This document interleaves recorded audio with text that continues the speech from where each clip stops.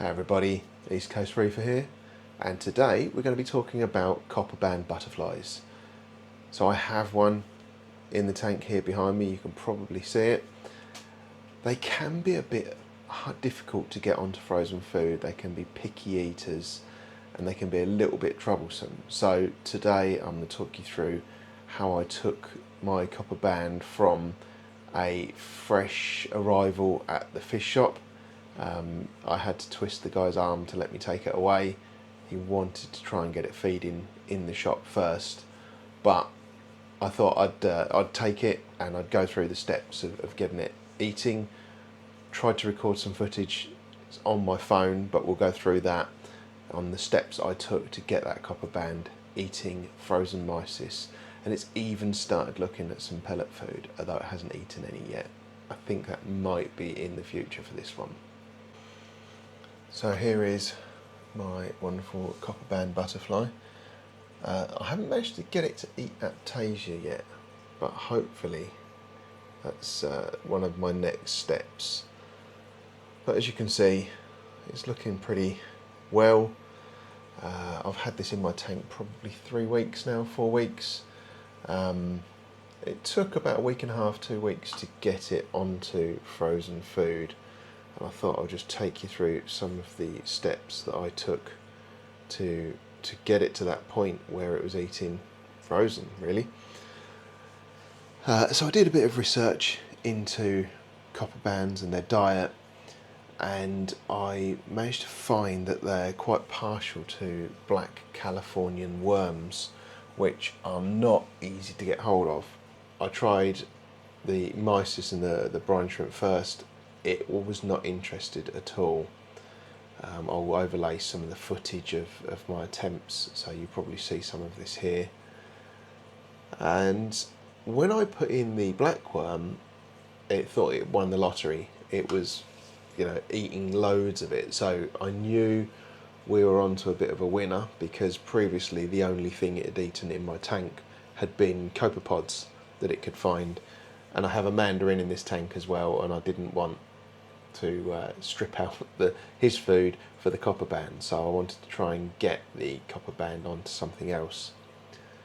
So what I then did is I gradually mixed in some of the Californian blackworm and some brine shrimp, and after a little while of doing that, the Copperband then started eating both the blackworm and the brine shrimp. So I knew we were moving in the right direction. What I then did is mixed brine shrimp and Mysis, live food this is, and put that in the tank, and it mostly went for the brine shrimp, but it did pick a couple of pieces of Mysis. I then increased the ratio of live Mysis to live brine shrimp, at which point it then started eating more and more live Mysis. I did every now and then introduce a bit of bloodworm or blackworm just to vary the diet a little bit, but by this point it was more than happy to eat live Mysis, so we were getting there. What I then did was, whenever I would feed live Mysis, I would put a cube of frozen Mysis in as well, defrost it, mix it all together, then release it into the tank, and then just by accident a couple of times the Copperband ate some of the frozen Mysis. So I did that for a few days and just kind of persevered with that. It was a bit reluctant to eat, it would hide in the corner and get food as it went round, so I had to put more live food in than I would have liked. But eventually I got to the point where it was really kind of pushing forward to take part in the eating, and then one day I just thought, I'm going to not put any live in at all. I started doing, so I do 2 feeds a day, and I moved one of them to completely frozen.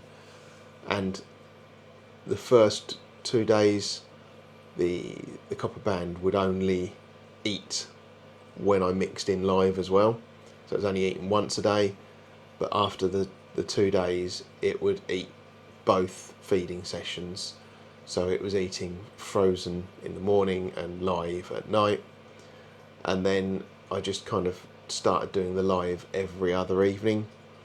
And I'm at the point now where I can put frozen Mysis in, and not only will it eat that, but it will push its way to the front with the sailfin and the fox face and really kind of devour the food. So I think we've come a long way.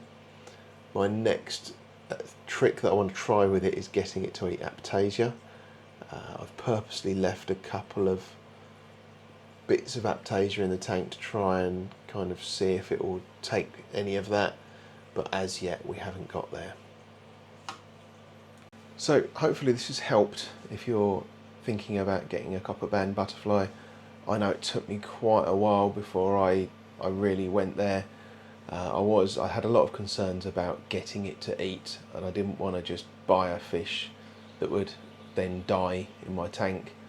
So yeah, I did quite a bit of research first and really wanted to have the best chance at making this succeed.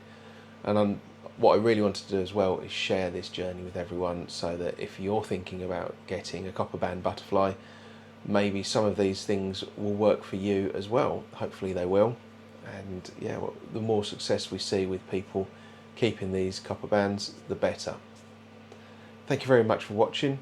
Love it if you can like and subscribe if you're not already. And I'll see you in another video really soon.